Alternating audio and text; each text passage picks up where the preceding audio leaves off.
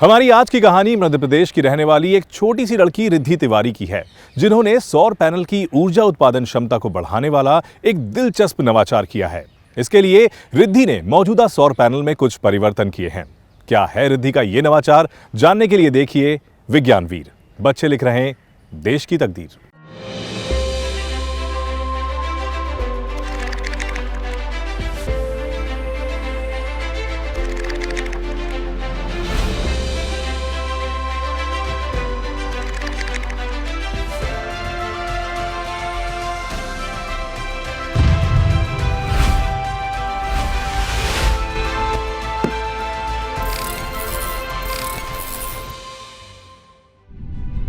मध्य प्रदेश के सागर जिले की रहने वाली ये है रिद्धि तिवारी।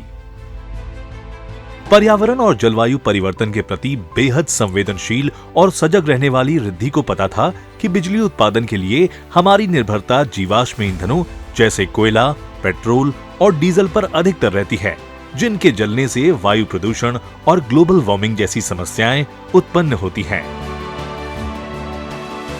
इसी समस्या को ध्यान में रखते हुए रिद्धि ने स्वच्छ ऊर्जा की तरफ लोगों का ध्यान आकर्षित करने के लिए सोलर पैनल की क्षमता बढ़ाने वाला एक अनोखा मॉडल तैयार किया।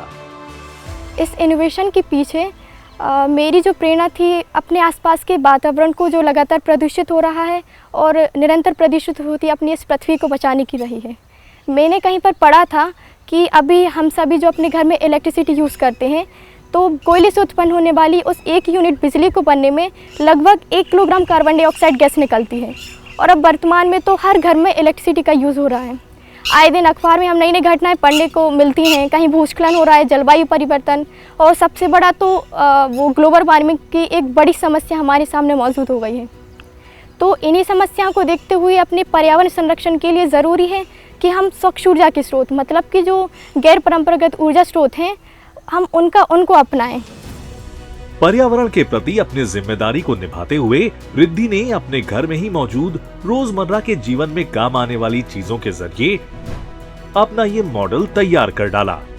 आइए उन्हीं से समझते हैं कि उन्होंने किन चीजों का इस्तेमाल किया और वो किस प्रकार सौर पैनल की क्षमता को बढ़ाने का काम करती है। मैंने तो हालांकि ये कहीं सुना था कि विदेशों में इस तकनीक को विकसित किया जा चुका है कि पैनल को सन के डायरेक्शन के साथ चेंज करते हैं, लेकिन वो बहुत महंगा रहता है। मैं इसको कम से कम कॉस्ट में तैयार करना चाहती थी, और इसके लिए मैंने जो घर में यूज़ होने वाला सामान रहता है, मतलब कि हर घर में मिल जाएगा, उस सामान का उपयोग किया है।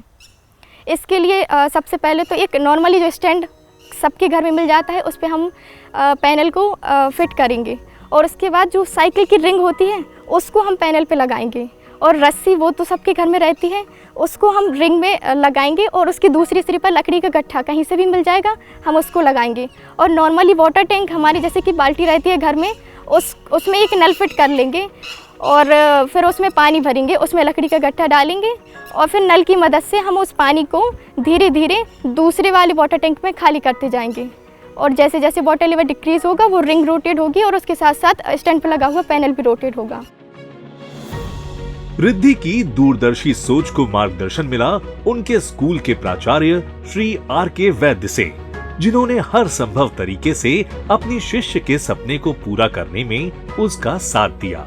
जब मुझे पैनल वाला मॉडल तैयार करने का विचार आया, तो फिर इसका प्रोटोटाइप तैयार कैसे करें, फिर उस पे सौर पैनल पे अलग अलग समय पे सूर्य की किरणों का अवलोकन करना था, तो वो कैसे करें, इन सभी में सर ने ही मेरे मार्गदर्शन किया है। इसके बाद खास तौर पर जब सूर्य की किरणें सौर पैनल पे कब लंबवत पड़ती हैं और कब तिरछी पड़ती हैं, तो उस टाइम इलेक्ट्रिसिटी का प्रोडक्शन कितना हो रहा है, इस चीज़ का पूरा डाटा कलेक्ट करने में, फिर उसका ग्राफिकली एनालिसिस करने में सर ने ही मार्गदर्शन मेरा किया है। इन शॉर्ट कहा जाए तो सर के मार्गदर्शन के बिना इस प्रोजेक्ट को तैयार करना मेरे लिए पॉसिबल ही नहीं था।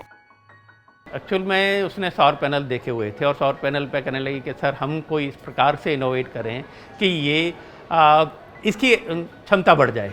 तो उसने आइडिया दिया था कि सर इसकी क्षमता कैसे बढ़ सकती है। तो हम लोगों ने डिस्कस किया, और डिस्कस करने के बाद में उसको फाइनलाइज किया। तो उसमें क्योंकि ये था कि हम एक्सपेरिमेंट करें, उसमें जो ऑब्जर्वेशन है वो ऑब्जर्वेशन लाएं। तो ऑब्जर्वेशन करने में हमने मदद की, कैसे ऑब्जर्वेशन करेंगे, कैसे इसको रोटेट करेंगे। टेक्नोलॉजी अभी है, कहीं में उपलब्ध थी, पर उस टेक्नोलॉजी को सस्ता करना था।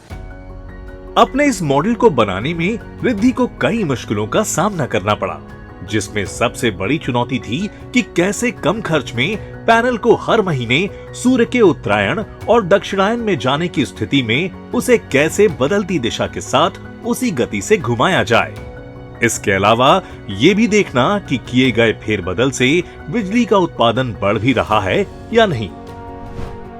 रिद्धि ने अपनी इस समस्या का समाधान एक बेहद सरल तरीके से ढूंढ निकाला। उन्होंने एक स्टैंड पर अपना सोलर पैनल फिट किया और सूर्य के उत्तरायण में जाने पर हर महीने पैनल को 4 डिग्री ऊपर की ओर खिसका दिया और सूर्य के नीचे यानी दक्षिणायन में जाने की स्थिति में पैनल को हर महीने 4 डिग्री नीचे कर दिया। इससे एक आम सोलर पैनल के मुकाबले रिद्धि के इस मॉडिफाइड सोलर पैनल की ऊर्जा क्षमता में 50% तक बढ़ोतरी दर्ज की गई। ऐसा होने से सौर पैनल थोड़ा तिरछा हो जाएगा और सूर्य भले उत्तरायण या दक्षिणायन चले जाएं, लेकिन हमेशा उस पर सनरेज परपेंडिकुलर रहें, जिसके कारण सौर पैनल का ऊर्जा उत्पादन बढ़ सकेगा। एक छोटी सी लड़की की इस सृजनात्मक सोच को प्रोत्साहन देने के लिए उसे वर्ष 2019 के इंस्पायर अवार्ड्स मानक पुरस्कार से सम्मानित किया गया है। इंस्पायर अवार्ड्स मानक कक्षा 6ठी से 12वीं के छात्रों में वैज्ञानिक नवाचार को प्रोत्साहन देने की एक अभिनव योजना है। हजारों में और लाखों में ऐसे आइडियाज जाते हैं जिनमें से 1000 को सिलेक्ट किया जाता है।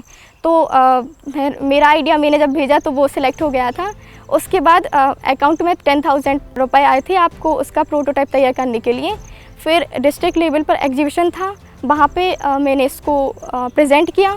फिर स्टेट लेवल के लिए उसमें और समस्याएं जो थी उनका निराकरण किया मैंने सर के सहयोग से, और उसको स्टेट लेवल पे होशंगाबाद में मैंने प्रेजेंट किया।